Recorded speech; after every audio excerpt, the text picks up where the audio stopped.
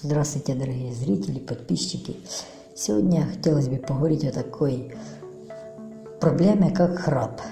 Большинство людей не считает храп за проблему.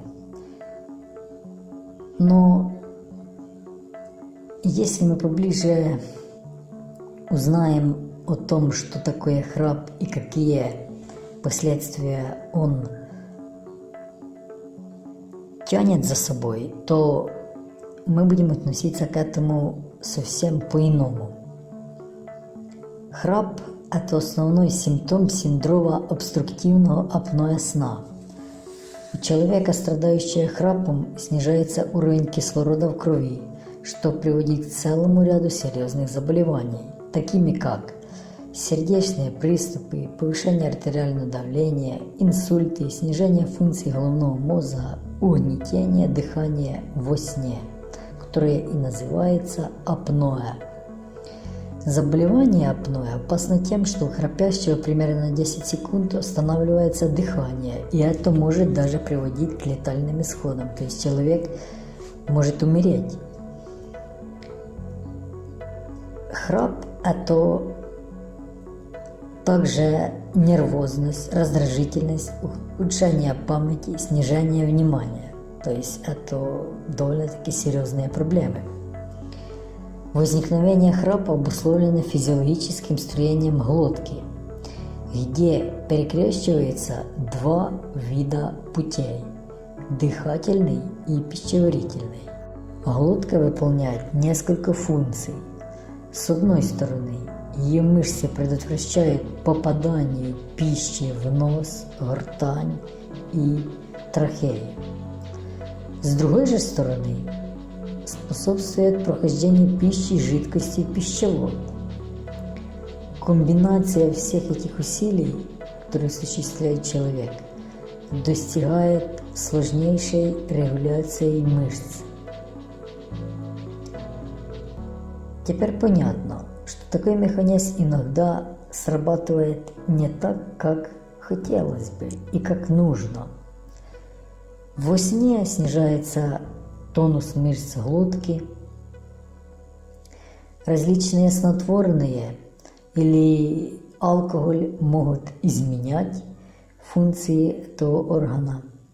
В результате могут происходить различные проблемы, и одной из таких проблем – это храп. С храпом начали бороться еще 100 лет назад. С тех пор возникло множество методов, среди которых наиболее распространенные такие: внутриротовые устройства, то есть внутрь рота вкладываются специальные устройства, которые помогают человеку нормально дышать. Но уснуть с таким устройством многим не так легко. Следующий метод – это хирургическое лечение. Удаляется часть ткани, которая мешает свободному дыханию, но это болезненная операция. Далее есть препараты, которые основаны на том, чтобы удалить избыточные секреции, повышающие тонус мышц и предотвращающие их спадание.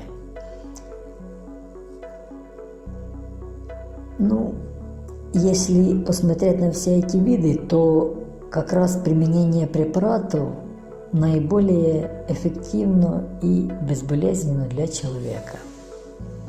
Но нет панацеи для всех людей. Поэтому для каждого эти препараты нужно подбирать отдельно. Важно найти средства, отвечающие определенным требованиям. Во-первых, препарат желательно, чтобы был натуральный, то есть растительный, чтобы не имел побочных эффектов.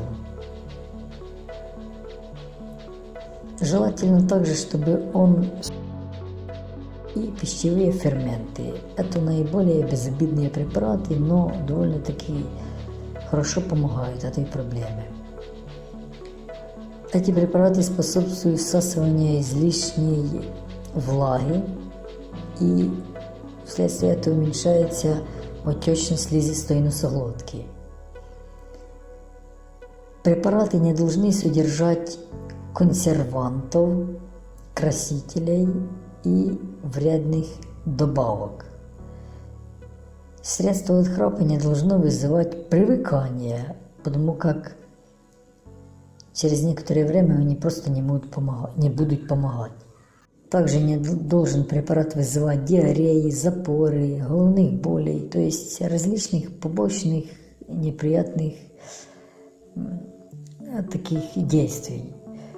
Поэтому желательно, сообща с врачом, прорабатывать некие схемы, чтобы умно подобрать правильный, действенный, который хорошо будет помогать и не вызывать побочных действий препарата. Поэтому делайте выводы, выбирайте правильно препарат под свой организм и будьте здоровы. На этом у меня все. Пока.